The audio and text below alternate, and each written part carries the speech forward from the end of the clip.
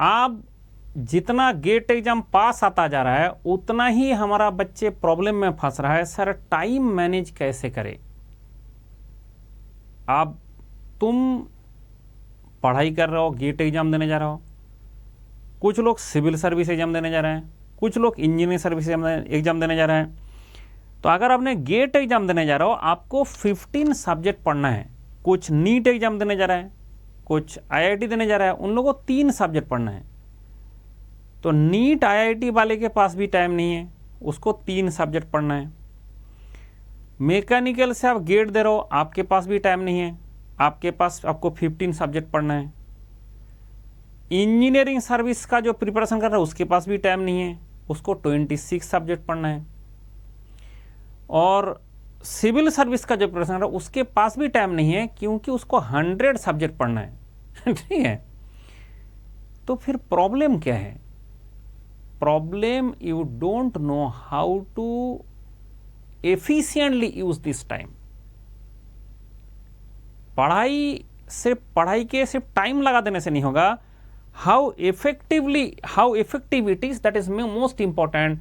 तो इस वीडियो में वही बताने जा रहा हूं कि कैसे आप अपना इस टाइम को गेट एग्जाम प्रिपरेशन के लिए ऑप्टिमाइज करें, गेट एग्जाम प्रिपरेशन के लिए मैक्सिमाइज करें। कैसे? आज के जमाने में सबसे बड़ा प्रॉब्लम है phone, social media and reels. और भी कुछ वेबसाइट है जो मैं यहां पे लिख नहीं सकता। बेसिकली आप खुद के ऊपर आपका कंट्रोल नहीं है। मैंने इंजीनियरिंग सर्विस का मॉक इंटरव्यू ले रहा था, हमें एक कैंडिडेट मिला जिसका फेसबुक नहीं है। तो बताइए सही है कि गलत है? तो इसमें उसका जो हमारा इंटरव्यू पैनल का जो एक्सपर्ट्स थे, they are so unhappy and उसको नेगेटिव बोला कि मेरे पास फेसबुक नहीं होने से मैं नहीं यूज कर पाऊंगा, तो तुम्हारा तो सेल्फ कंट्रोल कुछ है ही नहीं, तुम क्या आईएएस ऑफिसर बनोगे? तो ऐसे अगर लाइफ में भी अगर आप फोन को छोड़ नहीं सकते, फोन है, था, रहेगा, ये हमारा लाइफ का एक मतलब क्या बोलता है, integral part of the life बन गया। लेकिन इस फोन को मैंने कितना यूज करूंगा, ये जिसके सेल्फ कंट्रोल नहीं है, लाइफ में बहुत सारे चीज में आप फंस जाओगे। क्योंकि self control that is the main thing, life skill is the main thing. अगर आपका लाइफ स्किल नहीं है, आपको अगर सेल्फ कंट्रोल नहीं है, फोन अगर आपको बर्बाद कर पा रहा है, आपको कोई भी बर्बाद कर देगा, कर देगी। तो इसलिए आपको ध्यान रख के जो फोन है उसको हाथ के बाहर रखना है। कैसे?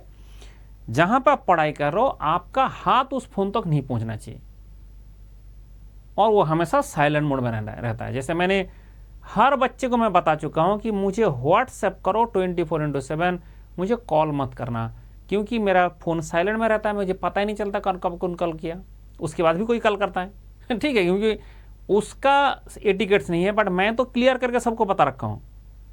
तुम भी अगर सबको बता दोगे, तुम्हारा जो है कि भाई मेरा फोन तो साइलेंट में रहता है, तो लोग आपको कांटेक्ट करेगा ही नहीं। उसके बाद भी एक दो करेगा, साइलेंट में है, क्या फर्क पड़ता है? सर उससे हमारा बहुत इंपॉर्टेंट चीज मिस हो जाएगा? कभी नहीं। जो बहुत इंपॉर्टेंट है वो कभी नहीं मिस होता है। मेरा फोन तो साइलेंट में रहता है, कहां मिस हो जाता है? तो ऐसा है कि ये जो आपका ऐसा कोई नहीं, आपको प्राइम मिनिस्टर फोन करेंगे, अमेरिका का प्रेसिडेंट फोन करेंगे कि आ जाओ, तुम्हारा जो है नोबेल कमेटी से रिकमेंडेशन आएगा कि तुमको नोबेल प्राइज मिल गया। ऐसा तो नहीं होने वाला है ना। आपके पास जो फोन है उसका इस टाइप का कोई मैसेज आपके पास नहीं आने वाला है। तो आपने अगर फोन को साइलेंट में रख दो, ये नहीं दुनिया से आप डिस्कनेक्ट हो जाओगे, और जिससे आप डिस्कनेक्ट हो जाओगे उससे वो बहुत अच्छा है, वही तो डिस्ट्रैक्शन लेके आता है। सोशल मीडिया, व्हाट्सएप अब तो फोन में ही लगा हुआ है, फोन ही में ही है, तो कोई दिक्कत ही नहीं है, प्रॉब्लम ही नहीं है। और हमारा अनअकैडमी का ऐप सबसे अच्छा है, उसमें दूसरा कोई ऐप चलता नहीं है। अगर अनअकैडमी से पढ़ रहे हो तो दूसरा ऐप चलेगा नहीं। रील्स देखना, रील्स एक ऐसा मतलब बीमारी है, जैसे कोई भी चीज़ जो है एक बार वो घुस गया तो आप उससे बाहर नहीं निकल सकते। तो बेटर क्या है, बेटर खोलना ही नहीं है। रील्स देखने से भी तुमको कुछ एक्स्ट्रा नहीं मिलने वाला है, ना देखने से भी कोई दिक्कत नहीं होने वाला है। इवन इफ आप ये कर सकते हो कि मैंने एक टाइम स्लॉट करूँगा, डिसाइड करूँगा दिन में कि भाई मुझे एंटरटेनमेंट के लिए रील देखना है, मुझे एंटरटेनमेंट के लिए सोशल मीडिया देखना है, मुझे फ़ोन देखना है, तो उसके लिए टाइम स्लॉट ले लो। उसमें पहले मोबाइल में ही पहले आपने अलार्म सेट करो। 1 घंटे के लिए, आधा घंटे के लिए मैंने ये करूँगा, तो आधा घंटे में अलार्म बज जाना चाहिए जिस टाइम से आप पढ़ाई से कर रहे हो। तो ये आपका बहुत इंपॉर्टेंट फेनोमेना है। आपका फ़ोन हमेशा साइलेंट मोड में रहना चाहिए, ठीक है। उसके बाद आपको जैसे ही दोपहर को खाना खाने गया, एक बार आपने देख लिया, लेकिन उसमें भी होना चाहिए कि दैट इज़ फ़ोन जब भी टच करे आप एक उसमें अलार्म लगा दे कि आधा घंटा इसमें नहीं लगना चाहिए, हाफ एन आवर से ज़्यादा इसमें नहीं लगना चाहिए एट एनी टाइम। सबसे बड़ा प्रॉब्लम है ओवर प्लानिंग। बच्चे प्लान कर लिया, अक्टूबर में मैं सिलेबस ख़त्म कर लूँगा, नवंबर में मैं सिलेबस ख़त्म कर लूँगा। बेटा सिलेबस ख़त्म करना और गेट प्रिपरेशन करना दोनों अलग चीज़ है। आपका जो टेक्निक है, जो टेक्निक आप नीट में अप्लाई कर रहे थे, जो टेक्निक आप फिजिक्स में मतलब IIT में अप्लाई कर रहे थे, वो यहाँ नहीं लगेगा, क्योंकि वो 3 सब्जेक्ट था। पहले उसका रूल है भाई 3 सब्जेक्ट पहले पढ़ लो, पूरा ख़त्म कर लो, उसके बाद रिवीजन करना। That is standard rule. ऐसा कोई नहीं कि वो स्टैंडर्ड रूल है कि भाई पहले सारे सब्जेक्ट ख़त्म कर लो, सिलेबस कंप्लीट करो, उसके बाद रिवीजन करो। ये आपका किस में चलता है ना, that is for 2 subject 3 subject जब आपको पढ़ना होता है, जैसे कॉलेज का एग्जाम, स्कूल का एग्जाम, उसमें होता है। यहाँ पे 15 सब्जेक्ट पढ़ना है। तो ये प्लानिंग जो आप करते हो, जो ओवर प्लानिंग है, कुछ बच्चे तो आज का ही प्लानिंग कर लिया, इस हफ्ते में मैं थर्मोडायनामिक्स खत्म कर दूंगा, और उसके बाद जब पढ़ रहा है तो हो ही नहीं रहा है। तो आपने ऐसा मतलब डिसीजन ले लिया कि जो आप खुद ही नहीं अचीव कर सकते। तो हमेशा अचीवेबल गोल अप्लाई करें, नो रिवीजन। जो मैं बता रहा हूं कि ये जो हमारा चीज़ है, हमारा जो गेट का प्रिपरेशन है, 15 सब्जेक्ट है ना, इसलिए हमें जो चीज़ हम पढ़ रहे हैं उसको रिवीजन करने का स्ट्रेटेजी लगाना है। 2 मंथ के अंदर अंदर वो सब्जेक्ट जो खत्म हो गया उसका रिवीजन करना पड़ेगा। इम्प्रॉपर स्लीप, जो मैंने हमेशा, मेरा क्लास शुरू ही होता है इस बात से कि भाई तुमको 8 घंटे सोना है और बाकी टाइम पढ़ते रहना है। सोना भी टेंशन लेके नहीं है। जब आप नींद मतलब आपका आता है तो नींद पूरा होना चाहिए, एंड 8 घंटे नींद होना बहुत ज़रूरी है। चाहे इसके पहला दिन क्यों ना हो, गेट का पहला दिन क्यों ना हो, तब भी 8 घंटे sleep is very very important. Sleep का कोई ऑल्टरनेटिव सोल्यूशन नहीं है। जैसे पानी पीने का कोई नहीं है, ऐसे स्लीप का भी कोई ऑल्टरनेटिव नहीं है। वो दोनों आपको मानना ही पड़ेगा फॉर द हेल्दी लाइफ। पानी पीना एंड स्लीप प्रॉपर, ये दोनों बहुत इंपॉर्टेंट है। ये दोनों जो है आप कभी इसको अवॉइड ना करें। एनर्जी मैनेजमेंट, जैसे आपने ओवर प्लानिंग करते हो तो आपका जैसे ही सिलेबस, जैसे मान लो आपने डिसीजन लिया आज मैंने 10 क्लास कर लूँगा, जो कि फिजिबल नहीं है, बट आपने डिसीजन ले लिया। आप 10 क्लास ऐसा बोला कि नहीं, वो भी नहीं किया, आपने बोला कि मैंने 6 दिन में मैंने पूरा मैथमेटिक्स, गेट मैथमेटिक्स पढ़ लूँगा। 90 लेक्चर है, 6 दिन में 15 लेक्चर पर डे पढ़ना पड़ेगा, तो क्या इज इट फिजिबल? नहीं। बट आपने क्या लिया, 6 दिन में हो गया, तो जैसे ही आपका नहीं हो पा रहा है, आपका दिमाग में जो है एक टेंशन आता रहता है। एक तो पढ़ाई हो नहीं पा रहा है आपका ओवर प्लानिंग के चक्कर में। तो प्लानिंग हमेशा ओवर प्लानिंग नहीं होना चाहिए। फिर इसका सिलेबस कैसे कम किया जाए, उसके लिए एक वीडियो है, इसको आपको जैसे में ख़त्म होगा उसमें एंड स्क्रीन में आएगा कि कैसे आपने हमारा 20% सिलेबस से 80% रिजल्ट आता है। वो हम आपको दूसरा उसका वीडियो है, उसमें आप देखना, ठीक है। अब एक सबसे इंपॉर्टेंट बात है, टाइम को आपने 3 ब्लॉक में डिवाइड करो। आप बताओ आप कितना बजे उठते हो। मैंने बनाया हूं उस बच्चे के लिए जो 6 बजे उठता है। तो अगर आपने 6 की जगह में 8 में उठते हो तो आपको इस तरह से 8 से फिर आपका 6 से 10 है, 4 घंटे का हम टाइम स्लॉट बनाया, ठीक है। 11 से 3 PM एक 4 घंटे का बनेगा, 7 to 9 11। तो आपने क्या करेंगे, आपका हिसाब से जब आप उठते हो उसके हिसाब से ब्लॉक 1, ब्लॉक 2, ब्लॉक 3 बनाना है। ब्लॉक 1 वो होता है जो सुबह सबसे पहले, जो सबसे इंपॉर्टेंट एंड सबसे डिफिकल्ट सब्जेक्ट है, उसको चाट डालो इस 4 घंटे में। फिर जो ब्लॉक 2 आता है उसमें होगा सिर्फ टेस्ट एंड रिवीजन। फिर ब्लॉक 2 में जो टेस्ट देंगे, टेस्ट का एनालिसिस वेरी वेरी इंपॉर्टेंट, क्योंकि मैंने आपको बताया हूँ कि टेस्ट इज डायग्नोसिस एंड उसका टेस्ट देने के बाद जो गलती हुआ है उसका सुधारना ही क्योर है। तो आपका टेस्ट देने से तो डायग्नोसिस हो जाएगा, बट उसको सुधारेंगे कैसे, उसके लिए हमने टाइम स्लॉट रखा है तीसरा वाला। बट ये जो तीसरा वाला टाइम स्लॉट है वो हमेशा आपको नहीं चाहिए, हमेशा मतलब उसका 4 घंटे का 1 घंटे में हो जाएगा आपका। हो सकता है किस दिन इसका जो रिवीजन में जो दिक्कत हुआ, जो टेस्ट में दिक्कत हो, उसको सुधारना। तो बाकी 3 घंटे क्या करेंगे, जो पहले कर रहे थे न्यू स्टडी। और अगर आपने बोला सर न्यू स्टडी तो आपने 4 घंटे दिया, भाई 4 घंटे ही है, 2 घंटे 2 लेक्चर ही है। फिर इसके बाद अगर आपका रिवीजन में ज़्यादा टाइम जा रहा है, रिवीजन में टेस्ट में, ये जो रिवीजन एंड टेस्ट है उसमें ज़्यादा टाइम देना है। अगर आपने देखा नहीं मेरा रिवीजन टेस्ट में ठीक ठाक हो गया, 1 घंटा ही मुझे लगा, तो ठीक है भाई, तुम्हारे पास 3 घंटे और है, उसको यूज़ कर लो। अगर आपने ध्यान से देखोगे मैंने इसको 12 आवर्स का शेड्यूल बनाया हूँ, और आप भी ऐसे 12 आवर्स का पढ़ने का शेड्यूल बनाएं, ठीक है। उसके अंदर पूरा टाइम पढ़ाई नहीं होगा, लेकिन पढ़ाई। लेकिन ये भी ध्यान रखें कि एक चीज़ ना, time is not important. Time management tips what toppers do, जो टॉपर्स है वो क्या किया है, they don't study continuously, they study smartly. Continuous study करना, 2 घंटे से ज़्यादा इकट्ठा बैठे रहना, साथ साथ पढ़ना, वो कभी कोई मतलब फ्रूटफुल रिजल्ट नहीं देगा। 2 आवर्स सीधा मैक्सिमम टाइम जब कॉन्टिन्यूसली पढ़ सकता है। फिर कैसे आपका 12 घंटे पढ़े, उसी का सिस्टम मैं बना कर रखा हूँ कि अगर आप चाहते हैं कि कैसे पढ़े, तो उसके लिए क्या होगा कि मैं अभी आपको दिखाऊंगा how to do that. They fix subject target not time target. जैसे सब्जेक्ट हमें ख़त्म करना है, और उसमें वो भी कौन सा सब्जेक्ट वो हमारा पहले डिसाइड करना है, उसके बाद होगा। तो मैं आपको दिखाऊंगा कैसे आपका टाइम, हमने हमारा सब्जेक्ट्स है और किस तरह से हमने उसको पहले सब्जेक्ट को प्रायोरिटाइज किया। देखिए 1 day per week only for the backlog and revision. जो आपका बैकलॉग जो रहता है, जो भी हमारा रहेगा, उसका 1 वीक में 1 ही दिन रहेगा, और अगर बैकलॉग नहीं है तो उस दिन भी नया स्टडी होगा। Track hours weekly not daily, क्योंकि देखो कभी आप बीमार भी पड़ेंगे, कभी आपका तबीयत भी अच्छा नहीं रहेगा, कभी आपका मतलब जिस दिन ब्रेन है वो अच्छा से फंक्शन नहीं करेगा, घर में कोई प्रॉब्लम भी होगा, उस दिन पढ़ाई नहीं होगा, तो आपने उसका एक गिल्टी फील में चलते हो। गिल्टी फील नहीं करना है, आपको देखना है कि भाई मेरा इस वीक में मैंने कितना पढ़ाई किया, तो उसका कॉन्सिस्टेंसी इज मोर इम्पॉर्टेंट, क्योंकि आप लगातार अगर पढ़ाई करेंगे that is more important. Common mistake जो करता है कि don't compare yourself with the others, जो हर बच्चे करता है। सबसे हमारा देश में सबसे बड़ा ये है कि बच्चे को दिमाग में भूसा भर दिया जाता है कि आप कॉम्पीट करो, किससे करो ना, बगल वाले से करो। ये हमारा मतलब दुर्भाग्य है, हम जो बड़े हुए हैं, हमें भी इस तरह से ही बड़ा किया गया। हमारा स्कूल में भी ऐसी टेक्निक था कि कॉम्पीट होम, जो बाकी है उससे, भाई बाकी कर क्या ले रहा है, उससे मैं कम्पीट करूं। तो मैंने क्लास 2 में जाके जब 11-12 पढ़ रहा था, 11 वाला स्कूल में गया, सब स्टूडेंट सबसे कम्पीट कर रहा है।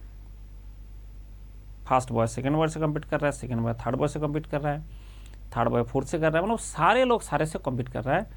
वहाँ पे अगर किसी को नोट मांगे, नोट नहीं देगा। कोई टीचर ने पढ़ाया, अगर आपने उसका नोट मांगा वो नहीं देगा, क्योंकि they are competing with each others. तो पूरा एक मतलब महल बना हुआ है कि they are competing with each others. तो मैंने उसका स्कूल का रिजल्ट निकाला कि लास्ट 4 ईयर से इस स्कूल से किसी को भी जॉइंट एंट्रेंस में एडमिशन नहीं मिला।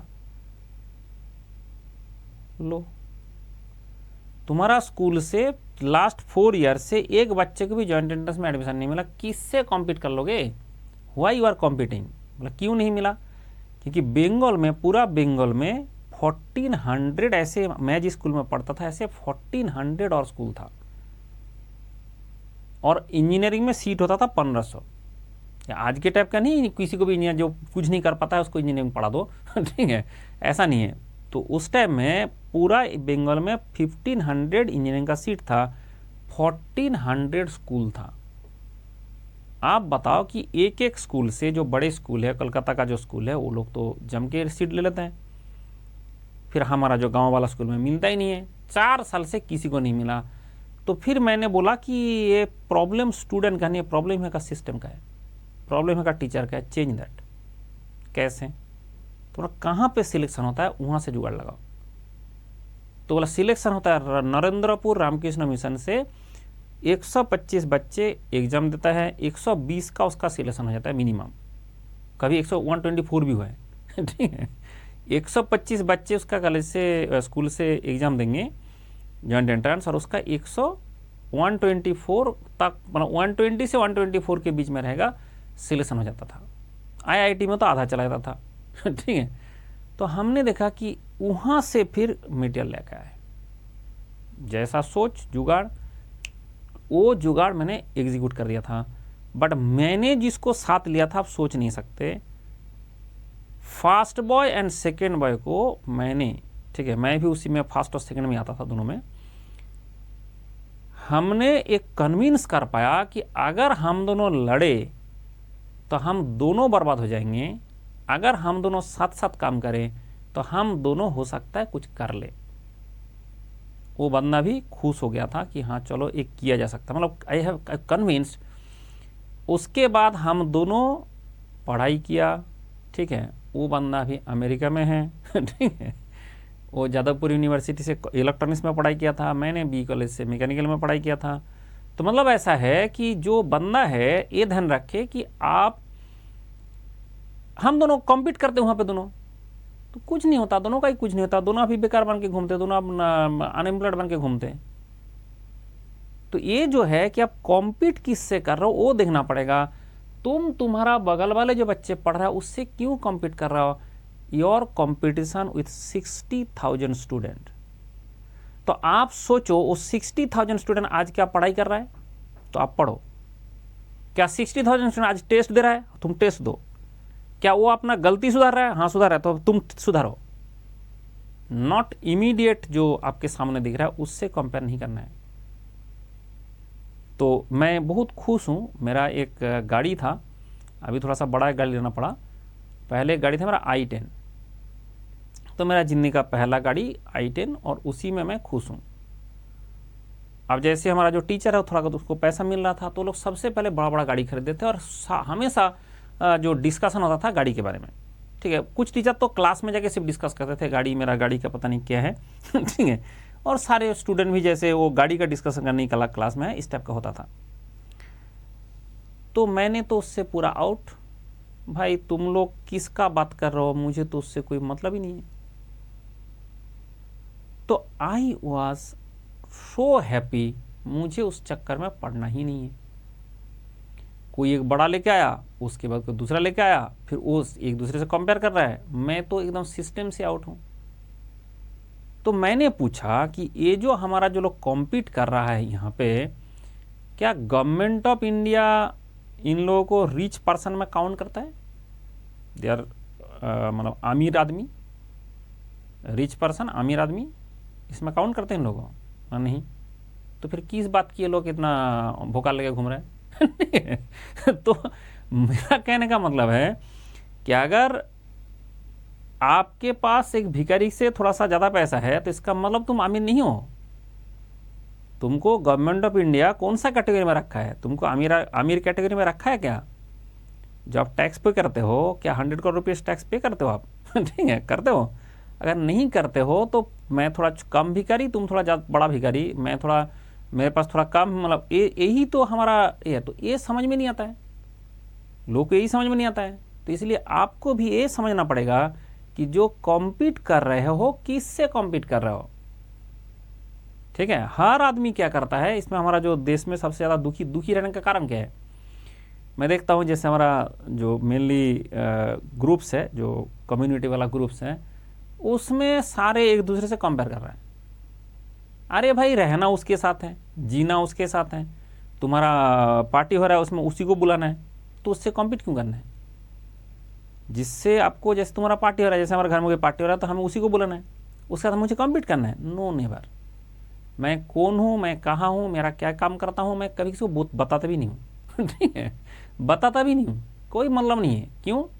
क्योंकि आप जो है जिसके साथ रहते हो, आप सोच लो आज तक आपने कॉम्पीट किससे किया हो? आपका पड़ोसी से, आपका फ्रेंड से, आपका रिलेटिव से क्या कॉम्पीट की हो? मैं बड़ा भी करी, तू छोटा भी करी, ठीक है, और कुछ नहीं है। क्या तुम्हारा जो रिश्तेदार है वो उसको government of India rich person में मानता है? क्या तुमको मानता है? नहीं मानता है ना, तो फिर क्यों कंपेयर कर रहे हो? नहीं, वाई? तो मतलब ये जो चीज़ है कि अगर जिस दिन ये समझ में आ जाएगा कि हु इज़ आवर, मतलब किससे में कॉम्पीट करना है, तो वो आपको समझ में आ जाएगा कि आपको 60,000 वो जो स्टूडेंट है उससे कम्पीट करना है। और अगर वो आपको समझ में आ जाए तो आपको समझ में आ जाएगा कि भाई आज जो देश में जितना बच्चे हैं क्या वो पढ़ाई कर रहा है, तो मुझे अगर इसमें अच्छा करना है तो मुझे पढ़ना पड़ेगा। क्या वो टेस्ट दे रहा है तो मुझे टेस्ट देना पड़ेगा। तो वो है असली कंपटीशन जो आपको समझ में नहीं आता है। आप बगल वाले से पूछते हो वो क्या शेड्यूल बनाया, वो कितना पढ़ रहा है, उसका रात तक पढ़ रहा है, मैं भी रात तक पढ़ रहा हूँ, ये सब नहीं करना है। आप सिर्फ सोच लो कि आज जो मैं जिससे कॉम्पीट करने जा रहा हूँ वो 60,000 स्टूडेंट वो क्या कर रहा है। क्या सब लोग सो रहा है तो सो जाओ ठीक है, अगर पढ़ाई कर रहा है तो पढ़ लो, ठीक है। तो इसलिए आपको है जो टेस्ट दे रहा है तो टेस्ट दे दो, गलती सुधार रहा है सुधार लो। तो ये करोगे तो आप फिर कॉम्पीट कर लोगे, अगर नहीं करोगे तो कॉम्पीट नहीं कर पाओगे। स्किप, कभी स्लीप को स्किप नहीं करना है, लेट रात तक नहीं पढ़ना है, सब सारी बात है। और ऐसे नहीं होना चाहिए कि 12 घंटे आप पढ़ रहे हो और आप रिवीजन नहीं कर रहे हो तो पढ़ो ही मत। मेरा सीधा सिद्धांत रहता है, जो बंदा रिवीजन नहीं करता है उसको पढ़ने का मैं मना करता हूँ कि भाई तुमसे होगा भी कुछ नहीं, फालतू की तुम्हारा सिर लगेगा कि मैंने क्या। तो आप जो मंडल का मोटिवेशन है वो क्या है? प्लान, फॉलो एंड रिवाइज, तीन ही चीज़ है मेरा, plan, follow and revise. Plan कैसे है अभी दिखाता हूँ। प्लान उसको फॉलो करना है और उसको बिलीव करना है कि ये मैं कर लूँगा, तो फिर हो जाता है, ऐसे कोई बात नहीं, ठीक है। आप देखा कि कैसे पे हो जाता है बोला आप मुझे बताओ 20% हमारा सिलेबस है, जो 20% सिलेबस होता है उससे 80% क्वेश्चन आता है। Do you know that is Pareto principle. ये होता है पैरेटो प्रिंसिपल। उसमें होता है कि दुनिया में कोई भी है, ऐसा नहीं कि हमारा सिलेबस का बात हो रहा है, जो पैरेटो प्रिंसिपल होता है उसमें 20% सिलेबस से 80% क्वेश्चन आता है। तो सबसे पहले आपको आइडेंटिफाई करना है ये 20% सिलेबस कौन सा है, तो उसको पहले आपने पूरा फोड़ डाले, तो आपका 80% जब हो जाएगा उसके बाद जो बाकी 80% सिलेबस है उसमें फोकस करें। अब इसका भी वीडियो आपको अभी दिख जाएगा और इसका डिस्क्रिप्शन में डाल देना बोलता हूँ, नहीं इसका एंड स्क्रीन में आ जाएगा, लास्ट तक देखो आ जाएगा।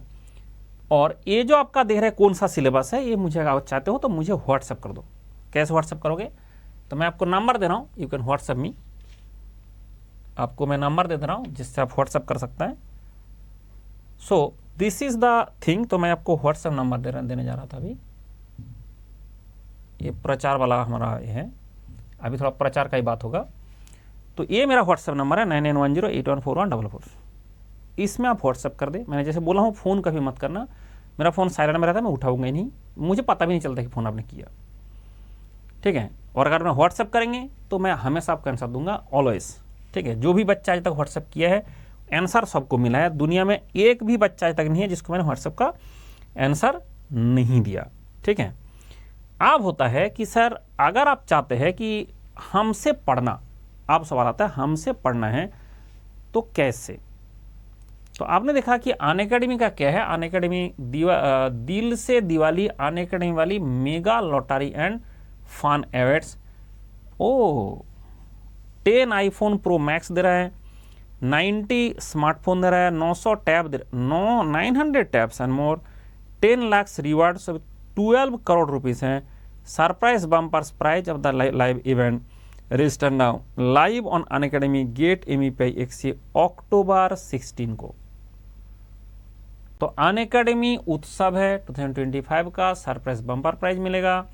तो इसलिए आपको बोला गया कि आपको जो है अनअकैडमी 16 अक्टूबर को इसमें लाइव आना है। अनअकैडमी MEPI XC चैनल, ये जो चैनल है जिसमें आप देख रहे हो इसी में। बड़ा सारे QR कोड फिर किसका है? जब आपने QR कोड दिखा रहा है, QR कोड किसका है? ये जो QR कोड है ये आपको कैसे, ये जो हमारा कोर्सेस है सारे में कैसे आप एनरोल करें। आप कितना सब्जेक्ट मैंने बोला मैं गेट में के लिए 15, और मैं कितना पढ़ाता हूँ 17। और सर 2 सब्जेक्ट एक्स्ट्रा क्यों पढ़ाते हो? क्योंकि वो आपका गेट में नहीं है बट IAS में है, बाकी एग्जाम में आता है, इसरो में है, तो इसलिए हमें पढ़ाना पड़ता है। तो ये आपका जैसे ही आपने सब्सक्रिप्शन लेंगे, QR कोड स्कैन करो, सब्सक्रिप्शन हो जाएगा, मतलब पैसा देना पड़ेगा। इसके बाद 17 सब्जेक्ट का लेक्चर आपको साथ साथ मिलेगा। जैसे मतलब आपको मैथमेटिक्स पढ़ना है, आपने मैथमेटिक्स में क्लिक करिए, सीधा आपका मैथमेटिक्स का क्लास में चला जाएगा। ये आपका चाहे इसमें क्लिक करो तब भी खुलेगा, बट मैंने इसका बना के रखा हूँ, जो भी मैं जो क्लास में पढ़ा हूँ उसमें यहाँ पे लिखा है कि कौन सा टॉपिक आज पढ़ाया जा रहा है, कौन सा मैट्रिक्स मल्टीप्लिकेशन, ठीक है, मंडल्स मेथड जो एग्जाम्पल है, कौन कौन सा एसोसिएटिव डिसोसिएटिव, जो भी चीज़ लेकर लिखा होता है उसमें लिखा रहता है। तो इसमें क्या होगा कि जब आप पढ़ाई करते हैं, कोई भी अगर डाउट होता है, कोई भी अगर जैसे मतलब ना क्वेश्चन आपने सॉल्व करने का दिक्कत हो गया कि भाई वो तो हमारा सिंगुलर मैट्रिक्स का था, तो आपने सिंगुलर मैट्रिक्स क्या है ये आपको यहाँ पे दिख जाएगा। क्लियर हुआ विषय? आप इसमें जैसे क्लिक करेंगे डायरेक्ट क्लास खुल जाएगा यहाँ से, बट उसके लिए वाला QR कोड आपका जो मैंने दिखा रहा हूँ वो होना चाहिए। तो जैसे आपने QR कोड स्कैन करेंगे आपको इस तरह से पेज खुलेगा। 24 मंथ में आपका 4 मंथ फ्री दिया जा रहा है, 12 मंथ में आपका 4 मंथ फ्री दिया जा रहा है, खुश रहो से आपका 60% डिस्काउंट है, 3 मंथ में 1 मंथ फ्री दिया जा रहा है। ये प्लस क्लास है, प्लस भी हमारा क्लास हमारा सेम है। अब आइकॉनिक में आपको मेंटर मिलता है, तो मेंटर को अनअकैडमी पे करता है, इसलिए उसको थोड़ा सा पेमेंट ज़्यादा है। इसमें आपका ये लगेगा, इसमें आपका ये लगेगा, ये आपका 3 मंथ आपका 60% डिस्काउंट इसमें मिल जाएगा। जो मैं अभी दिखा रहा हूँ ये आपका जो ये ऑफर है, ये ऑफर चेंज होता रहता है। तो जिस टाइम में आप मेरा वीडियो देख रहे हो उस टाइम में एक लिंक खोलो, एक QR कोड, उस टाइम का मैक्सिमम जो डिस्काउंट वाला ऑफर है आपको मिल जाएगा। ठीक है, तो खुश रहे और खुश होके सोच विचार करे। ये बात ध्यान रखे कि टाइम किसी के पास नहीं है, ना तो प्राइम मिनिस्टर के पास है, ना तो अमेरिका का प्रेसिडेंट के पास है, ना तो राष्ट्र का प्रेसिडेंट के पास है, बट वो सब कुछ कर ले रहा है। तो आप अगर इसे ढंग से मैनेज करोगे तो यू कैन डू एवरीथिंग।